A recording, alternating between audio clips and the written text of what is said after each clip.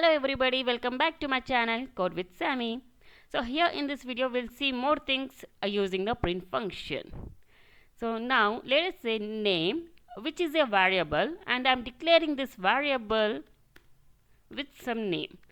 So I'm declaring it with my name Sammy. So Sammy is a word, nothing but string. So if you are declaring any string, we have to enclose the word using the double quotes or single quotes. Okay, otherwise it will throw error. And I'm assigning another variable called age with the numerical number 13. So as the number 13 is a number, it's not necessary to use double quotes or single quotes. And of course I'm not 13, just let's consider it. Okay, so now if I want to print anything, if I want to print Sammy, then I will say print name, and if I want to print 13, then I say print age. So let's see this thing, print name. So this is the way of writing print function to print Sammy. So let's run this, and you can see the output, it just simply printing Sammy. Okay, now let's say print age, run this. So it's printing 13.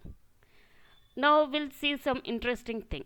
Okay, now I'm writing one message in between these double quotes saying my name is.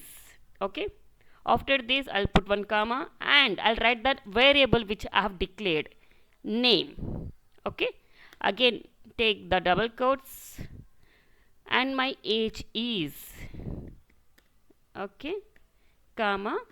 Now again you have to write, I'm writing the another variable age. So what is happening, it will print, it just simply print my name is, whatever it's there between the double quotes, it just simply print that one. Okay, after that comma, and I have given the variable name. So here it will be printing the Sammy. Again there is a next message in the double quote, so it just blindly printing this one, my age is, comma, and then here I'm writing the variable called age. So here it will be printing 13. So let's see the complete output now. Oh, error. Okay, here also should be a comma here. Okay, now run.